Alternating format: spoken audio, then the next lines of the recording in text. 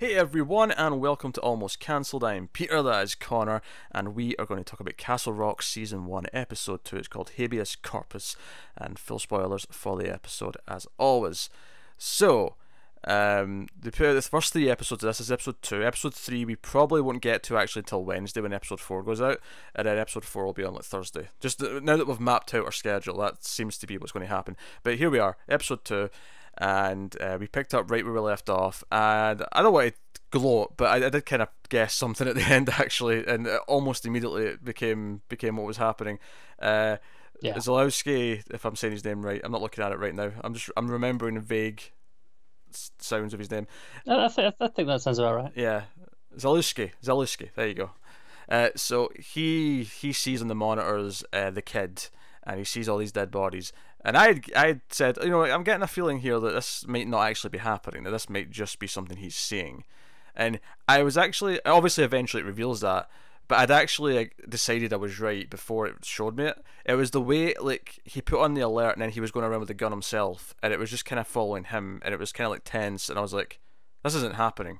The way they're showing me this is building up to, oh no, everything's okay, and he's going to look like a fool, or he's going to look insane because he's set off the alarm. And in fact, he almost shoots one of the guards. But it's how he does shoot at him. Yeah, it's how. Luckily, he's a shit shot. Luckily, he's a shit shot. I also feel like he'd be at least suspended for shooting a guard, regardless of hitting or not. You'd think, wouldn't you? You would think maybe this town's just that hard done by. At least take the gun off him for a little bit. Yeah, that makes sense.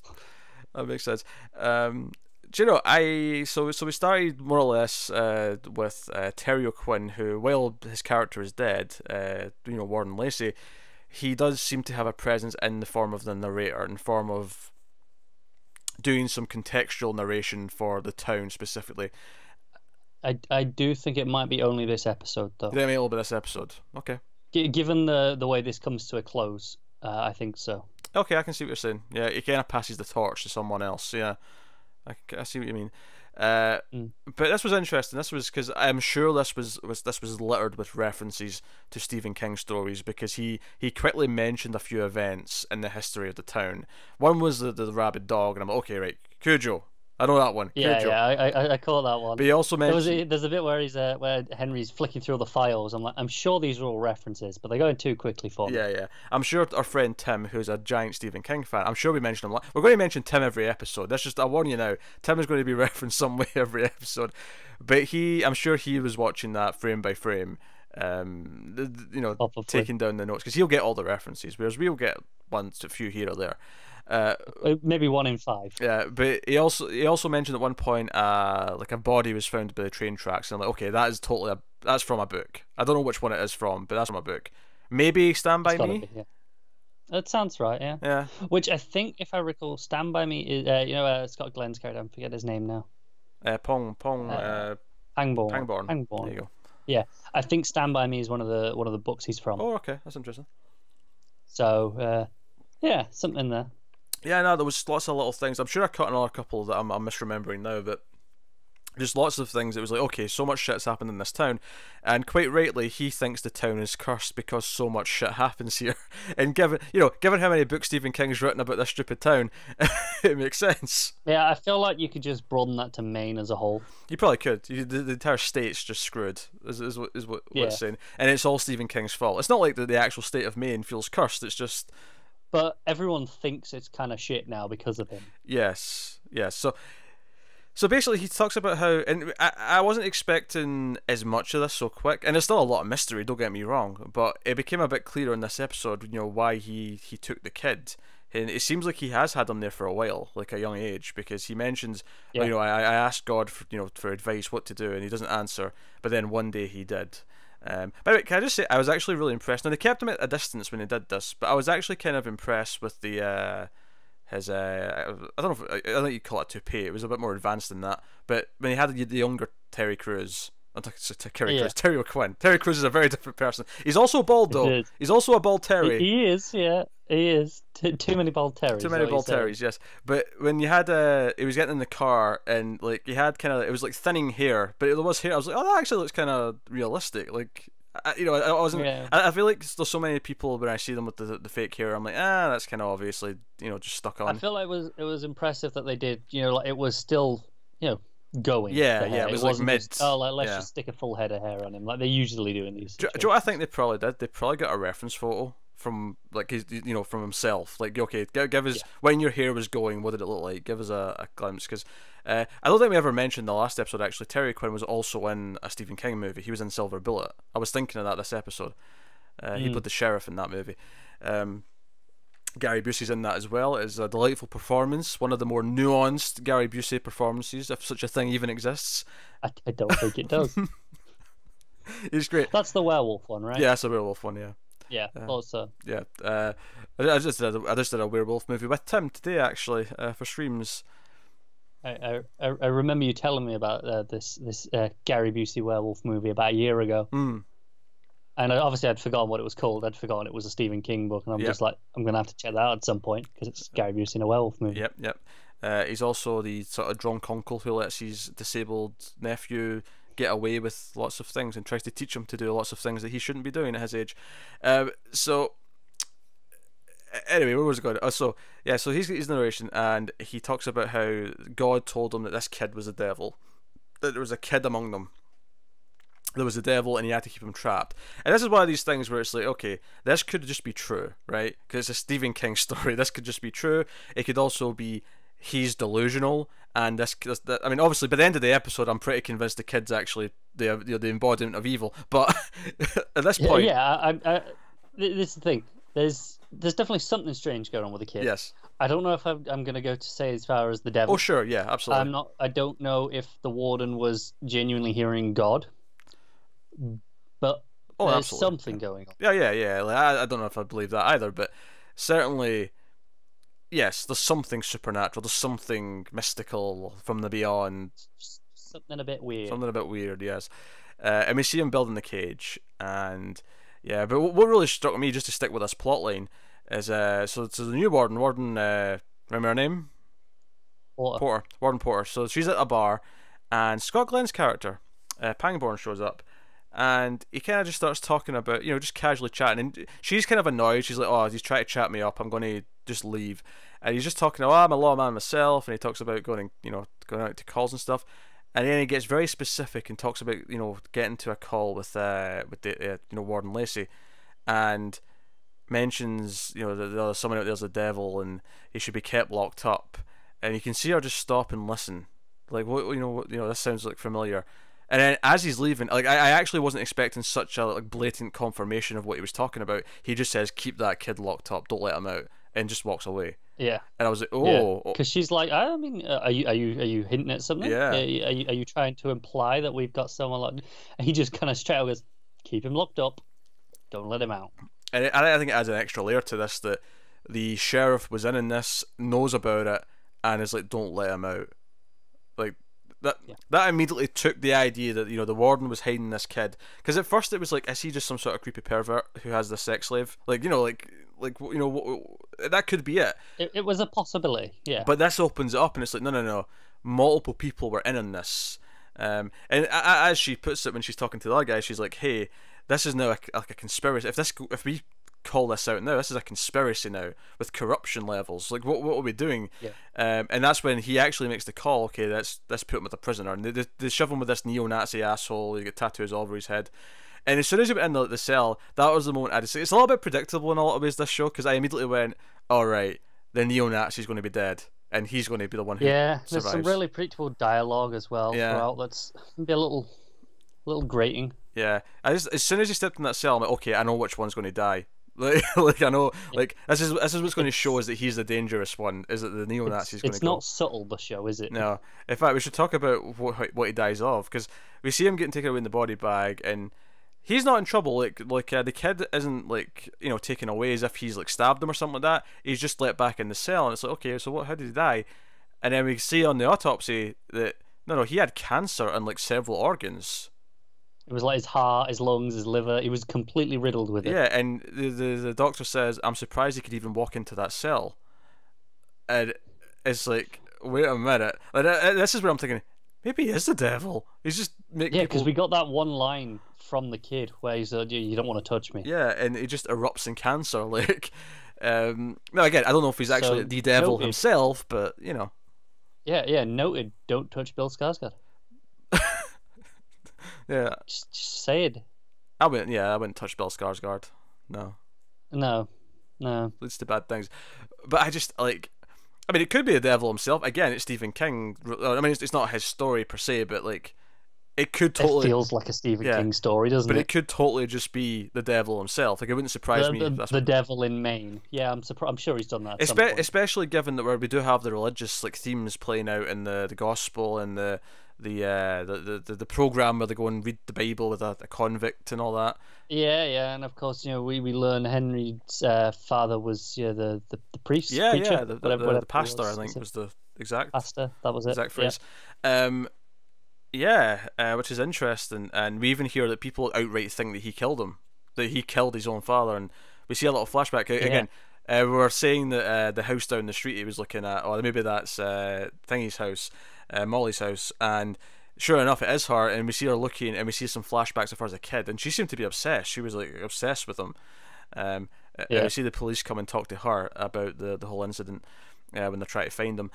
So I thought that was very interesting, sort of expanding that, and we get a little bit more of her, where her sister Alison Tolman shows up, and she's there, credited rather unceremoniously as Molly's sister. She doesn't get a full name in the credits, apparently. Or at least on IMDb. Maybe she's got a proper credit somewhere in the show. True. Oh, this is good casting though. They look like they could be sisters. They do. Joe, just on the note of credits, this reminds me, we got an opening title sequence this time. We do, yeah. And littered with Stephen King references, pages from books here or there. Yeah. I caught a couple. I caught a page from It, The Shining. Yeah. Speaking of The Shining, so Jane Levi is in this episode, instantly making it a better episode, quite frankly. And, absolutely, yeah. Her name is Jackie Torrance. Yeah, because that's not on the nose. If you recall, Jack Nicholson's character from The Shining was Jack Torrance. Yeah. So, just... Yeah, I wonder if this is intentionally supposed to be... There's some sort of connection, or if this is just them having fun. I don't know in this show. Yeah, it could just be them having... Like, it could be like some sort of great niece or something like that. Like... Or do you know what the worst was? I don't know if this is going to be... they want to kind of do the Shining story at some point, but they want to use her in place of him. That's possible. I mean, I think that's less likely, but I would agree it's a possibility. I'm just going, knowing how they announced this show and the way they've talked about it. I think it's a possibility, especially the way it comes up in the opening titles. It says based on characters and settings from Stephen King. It doesn't say based on a story by Stephen King. Based on characters and settings. Not yet, no. Do you know what I'm getting the feeling of? I'm getting the Fargo feeling, and I'm not just saying that because Alison Tolman was in this episode. Just in the sense that it's like, okay, we're going to take things from Coen Brothers movies and make new stories out of them, but we're not going to just do those stories. No, I can see that. That's what I'm kind of getting from it. But that's a good analogy. So Jackie Torrance is. We get a bit of her character just sort of very simply. The priest or whoever is like saying, okay, who's up for doing this convict program? So who wants this guy? And he reads out the crimes, and some guy puts his hand up, and then the second convict is like, oh, he's a predator. Like it was a list of things. I can't remember. It was like 5 murders. Yeah, it was like a few other things. Yeah, it was abuse, all sorts of things. It was really extreme, and she puts her hand up. And I'm like, okay, she's ballsy. All right away, we know she's ballsy. Because she put her hand up for the first one as well. Yeah. I mean, I assume it was her because obviously one hand went up on that side of the church. Yeah. But it says a lot that the priest is clearly expecting no one to take this, but she does it anyway. Yeah. And she recognizes Henry, and she ends up seeing him at the bar later on. He's there to try and catch the guard that phoned him, Zalewski. Because he's expecting the prison guards to hang out there, because that's presumably just where they've always hung out. The guards always go to this bar. Yeah, he makes a point of saying, that this is the only place that they come and drink, because the other place shut down now, isn't it? Yeah, and we got a delightful story from Jackie about how that shut down. It was very corrupt. There was illegal orgies, we'll just call swinging going on in the back. Yeah. But yeah. Do you know what I loved about this? Is it the way he talked about this woman who ran this place? It kind of sounded like, oh, she's the town nan, she's the town like old mum, and then hearing all this is like, what? She was running orgies? What? Yeah. I think also the delightful smile on Jean Levi's face while she's telling this. Oh yeah, she was having a blast telling this story. And then she asked about him, and here's the story. And he asked what the story is, and she tells, you know, that this kid murdered their father, kicked him off, and he's like, "Is that the story, or is that really what happened?" And she's like, "You tell me." And then she says, "You tell me." Again, that was one of those key lines of just really predictable, boring dialogue. Yeah, that one doesn't bug me so much. I hate that line. I think because in context it just makes sense. Like I feel like it bothers me more when it's a line that feels alien to real people. Like I feel like you tell me something that real people say, so that doesn't bother me. No, it is, but it's one of those that I feel is so overused. I'm like, just stop saying it. Your writers create something better. It's lines like it's all connected that bug me. That is worse. Don't get me wrong. Yeah. This is a smaller level than that, but it's one of those that. As soon as he finishes the questions, is that the story? I'm like, I know what she's going to say. I know she's going to say, "You tell me." I'm like, I just shouldn't be thinking that on a show. So just thinking of Jackie, is she young enough to be the granddaughter? Like could Danny be her father? Is that possible? I mean that. 80. That was 1980. No, that's 80, right? And he was like, what? She's not that old. 7 or 8. She's my age. She's exactly my age. So yeah. So Danny would have had to have had her in 89, which would have meant he'd be like. How old was he in the movie? About 8. So he'd be 17. I mean, it's not completely impossible. That said, though, I feel like I feel like when you have a kid that young, though, it tends to be the mother's name the kid will get, just because, you know, they're likely going to be a single mother or whatever. Yeah, no, it's true. And now I'm making all sorts of assumptions about Danny, and I feel bad because he's went through a lot. But clearly that power got out of hand, and he just didn't know how to handle it. Well, are you saying that he? Oh, that's it. He abused his power to get some. Is that what you're saying? No, that wasn't actually what I was saying. I was just saying he couldn't handle it and he cracked. Okay, all right. And he offed himself. But I mean, yeah, it could be interesting if she has the powers. Yeah. We could get hints of that as time goes on. Maybe, even if not yet, that could be like a season 2 sort of thing. Yeah. No, I mean, are you still enjoying it? Did you like this episode? Like, how are you feeling compared to episode 1? Yeah, I feel like it's pretty on par with the first one. Yeah, no, I agree. I mean, like you say, maybe a bit better because Jane Levi's in it. Yeah, Jane Levi raised a bit of a point. It helps. Yeah, I think the deepening of the mystery, having Scott Glenn's character also be part of it, and then the end of the narration flat out says, I made sure there'd be someone out there to continue the fight. The idea that, because it's at least from this narration, it kind of sounded like Dale committed suicide because even though he felt like he was doing the right thing, because it felt horrific, it took a toll on him all these years, and he eventually just had to go. Like, he just couldn't take it anymore. Yeah. But Scott Glenn's there to pick up the slack and continue. I mean, we end with him watching the prison outside. Yeah, I'm not gonna lie. Scott Glenn's starting to feel pretty typecast in this particular type of role. He does. He feels so much like his Leftovers character. It's unreal. Yeah, or even he still feels pretty similar to what's his name out of Daredevil, the other Marvel shows, right? Stick, that was his name. Yeah, it's not a million miles away from that either. No, he's not the blind one in this episode though. That's Dale's wife. I'll be honest, I didn't realize she was blind at first. I never noticed. And then this episode, I knew she was blind like straight away for sure.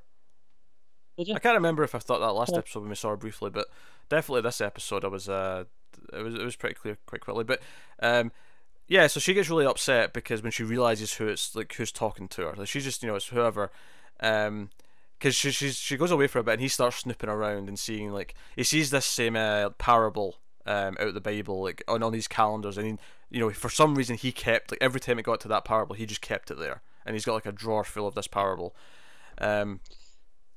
Yeah, we know the one was a bit of a religious man, clearly, because his wife mentions that he was with that psalm from Romans, Yeah. We he also lived know by that he spent years of his life doing something because he believed God told him to. If that's not religious, I don't know what is. Well, yeah, but I think we learned this before that, right? Sure, yeah.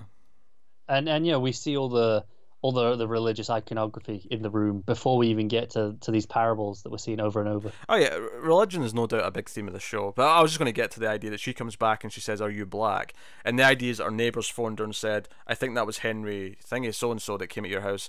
And she's like, "What?" And she goes to speak to him, and he's like, "Yeah, I'm black." And he's like, "Last I checked." "Yeah, are you Henry Deaver?" Like, "Yeah." And because at first it's like, is she just being racist? Despite the fact that you can't see, does it concern her that it's a black man? And it's not that. It's like, this is just narrowing it down. Are you Henry Deaver? And it's like, no, she thinks he's a killer, or at least someone she doesn't want around. And he leaves kind of feeling awkward. And it's funny, like, he's going around and everyone like assumes he's this killer, and no one's really sticking up for him. I think interesting in this case is clearly her husband. She makes a point saying he really believed in rehabilitation and redemption, whereas she does not seem to share that opinion, at least for Henry in particular. Yeah. She is not giving him a chance. It's just get out. Which I think actually makes Dale's character a little bit more interesting to me, because he did this for years, keeping this guy locked up, with never let him out, because that was the exact line, is because later on we see him get outside. This is when Henry gets a photo of him to like prove that he's there and whatever. But the narration reads says as he gets out, it's like, "Oh, never let him see daylight again. Like, never let him touch the sun." Yeah. So that conflicts directly with his belief in rehabilitation. I really hope the sunlight doesn't make him more powerful. Which obviously we spoke about the cancer. Yes. Do you think he caused Zalewski to see what he did on the monitors? Because he was staring up at it, and obviously when he goes in, collects the food, he's like, "Did you get out of here last night?" And he gives him that look. I'm like, did he put like a vision in his mind almost? I think at this point I'd say, yeah. I think that's my assumption at this point, is he did that. Yeah. He made him see that. Which is, so it's a little bit of variety in the powers, right? If we're going with powers. Yeah, I think clearly he's got influence over people, both mentally and physically, and yeah, I like that, because if he is like either a demon, the devil, whatever he is, some cosmic entity, some force, I like that he, like, there is this like almost like Lovecraftian like dread around him, where he will make you see things. It can get psychological. It make you question what's around you and see your worst fears, that kind of thing. Like, that's something we can maybe play with a little bit as we go on, and obviously we still have a lot of mystery as to what happened to Henry's dad, and what went there. So yeah, there's a lot still to dig through with that stuff. But no. In fact, speaking of, so actually we mentioned psychics and stuff and telepathy. I mean, actually, if we go back to, we gotta jump back to Molly here, yeah, right? Who not quite telepathic. She claims she's an empath from the sounds of it, from the dialogue. That's the sound I was getting. Yeah. Yeah, and she actually takes the drugs she takes to dull, because she can't. She feels like everyone's feelings all the time, and it's too overbearing. So that's why she takes drugs. Yeah, I think the phrase uses to muffle them. Yeah. Which is actually not the first time I've heard this. I can't remember what it is, but I've definitely heard this in a show or a movie or whatever before, where a character has maybe something like telepathy, or something like that, or even super hearing. Like, I don't think it was that, but something like that, where it's too hard to control and they're constantly hearing things, so they take drugs to calm it down. I mean, it's not a million miles away from Legion. Yeah. In the early on in that show. Absolutely. So I mean, it rings true. It makes sense if you believe her. She does sound crazy, but you do also get a sense that she's not necessarily the most trustworthy character. Well put together, I'd say. Yeah, because she's actually so her parents' house that was left to her, and her sister. she actually put up for mortgage so she could, afford to go on this TV show, and did it, forced her sister's signature to pull it off, because her sister's like, no, you're being crazy, like, you're going to, like, shit the house away, shit your future away, I'm here to stop you from doing that. Well, I already forged your signature. And it just walks away. Thanks for lunch. Oh, and thanks for lunch. Thanks for lunch. After she'd invited her and then ordered for her.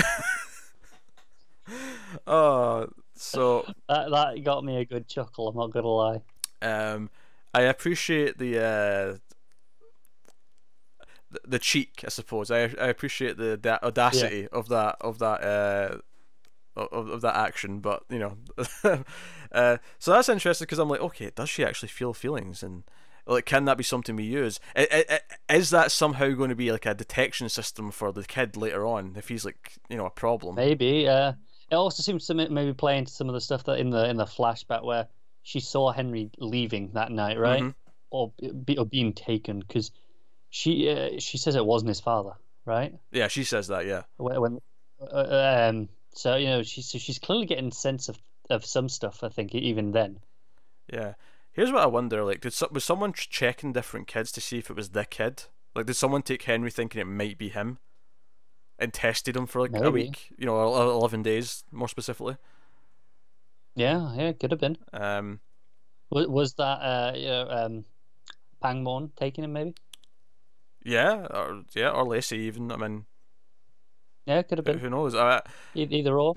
It makes sense to a point. To a point, anyway. Yeah.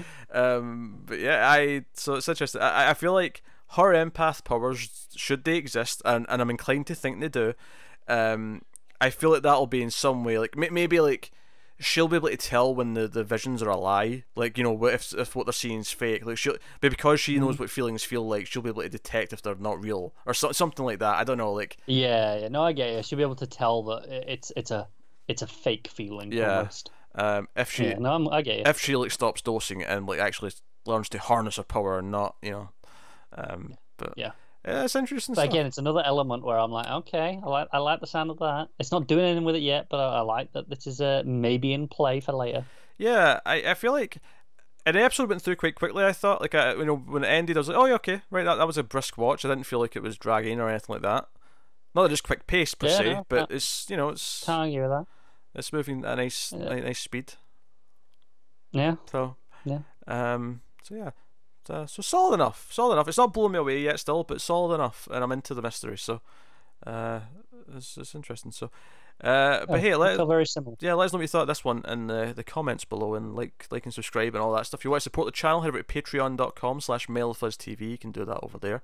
But otherwise, that is us. So thank you very much once again for watching or listening. We always appreciate it. Keep watching TV, guys. Have you got any vanilla?